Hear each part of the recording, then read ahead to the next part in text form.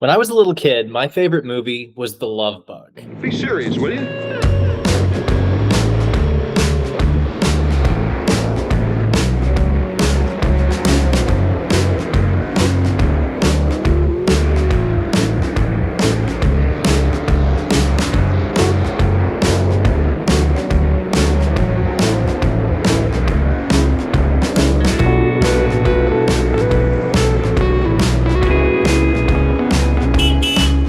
My parents taped it for me on VHS, I guess because I liked playing with car toys, and I literally wore out the tape because I watched it so many times. And this happened at least twice. Like Quentin Tarantino, it was one of my first and most important cinematic experiences. And if you had asked me about it, I would have described it as my show, because that's the way my grandmother described the gardening show that she never missed. It was her show, and I wanted to be like her on some level, so I had a show. Only my show was a feature-length film from 1969. I also loved the rags to riches story of driver Jim Douglas, who is stuck stunt driving in demolition derbies when what he really wants to do is be a top racing driver.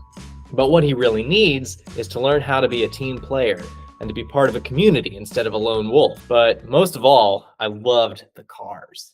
Gentlemen, start your engines!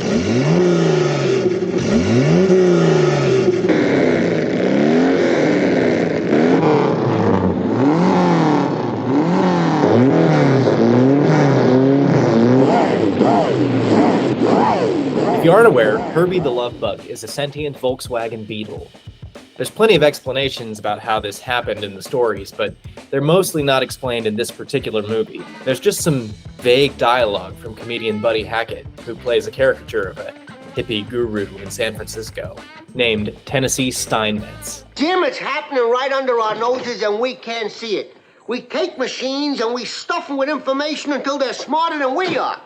Take a car. Most guys spread more love and time and money on a car in a week than they do on their wife and kids in a year. Pretty soon, you know what? The machine starts to think it is somebody.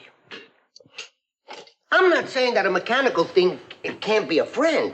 Like when I was broke one summer, there was this giant claw machine in the Sutro amusement park.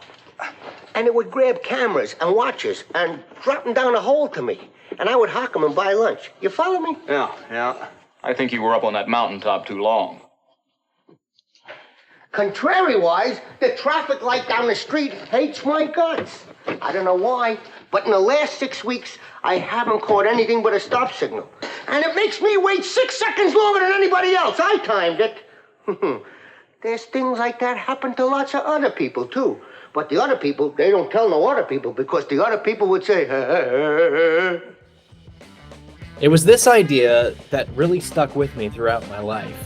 Objects could be imbued with life and character, and this is what sort of propelled me towards a career in puppetry and filmmaking. I was really fascinated with the way that these objects came to life, not in reality, but on screen through editing, camera angles, and movement. If any of this sounds familiar, and if you hang out around this channel a lot, you'll recognize that what I'm talking about is puppetry. Now, The Love Bug isn't on anyone's short list of the greatest puppet movies ever made, but it should be, because what is puppetry if not object manipulation for the purpose of creating a character? And what is Herbie if not a 1963 Volkswagen Beetle deluxe ragtop sedan being transformed before our eyes into a character? How did that little car get here? Although subsequent films in the series would lean heavily on animatronics and animation to give Herbie's character a boost, the first film frequently cuts to static shots of Herbie's face to communicate his feelings. And I'm still astonished at how well it works. What's that for? I beg your pardon. Well, why don't you let the little car alone? Are you presuming to tell me what to do in my own establishment? Okay, I'm out of line. Just bugs me to see somebody abusing a decent piece of machinery. How fascinating. Well, now that we've had the benefit of your point of view, shall we regard our relationship as terminated? Eyesore! Get this eyesore out of my showroom. And if ever I find it here again, someone is going to find himself in a great deal of trouble! Yes, of course, me, sir, boys. Here we go. Sorry. None of my business, is it? Perfectly all right. Goodbye. Oh, goodbye. Herbie only exists in the mind of the audience member. All the filmmakers have to do is suggest that the car is alive and has feelings. And when you cut to the anthropomorphic face, the imagination does the rest. This is a classic example of pareidolia, or seeing faces in things that aren't faces. And it's a key to making puppetry work. It's also key to why puppetry doesn't work for some people. You may not see a face when you look at electrical outlets or Volkswagens, and that's okay. You may also find the idea that Volkswagens or electrical outlets having faces to be just a bit creepy or downright terrifying, and that's okay too. What's happening in the mind of people who love it and don't love it is that the amygdala is exercising a fight or flight response. Your brain knows on a conscious or subconscious level that what you're seeing is acting human without being human, and that's perceived as a danger.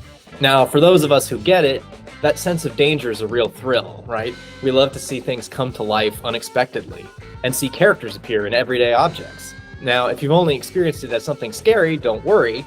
Your brain is extremely trainable, and can be taught to experience things in new ways.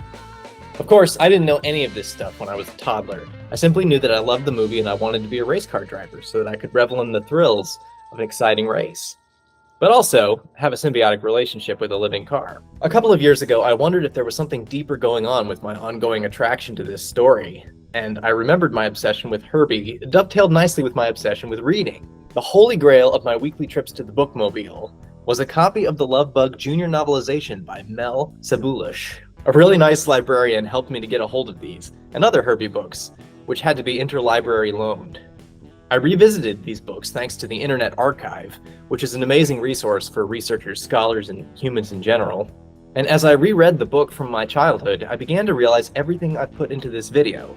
That's where the fascination began to take hold. In 2023, I was attending a virtual puppet festival, and I was sharing this story, and one of the puppeteers revealed that she had worked at Disney and performed the character of Herbie in parades, kind of hiding out in the front section of the car under the hood, where there was a bunch of mechanisms to open and close doors and make headlights wink and things like that. But she had never connected her job at Disney with her interest in puppetry. And I think this is part of the magic of the puppetry art form. It's a chameleon. When I say puppet, you probably think of a Muppet like Bert and Ernie, or you might think of a marionette like the ones from The Sound of Music. But there's a lot more to it than that. Puppets are just improvised solutions to storytelling problems.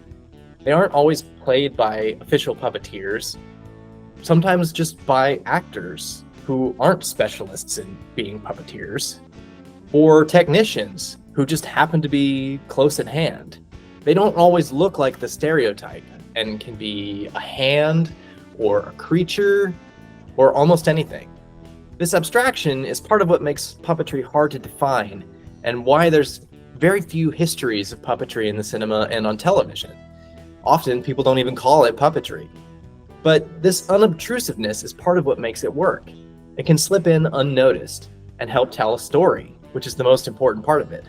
Earlier this year, I got to visit one of the VWs used in the production of the film way back in 1968. This was Herbie 2, or H2, the model that was used in the racing scenes and outfitted with a Porsche 356 engine. Nowadays, Herbie mostly still takes a leisurely pace, although he still has what it takes.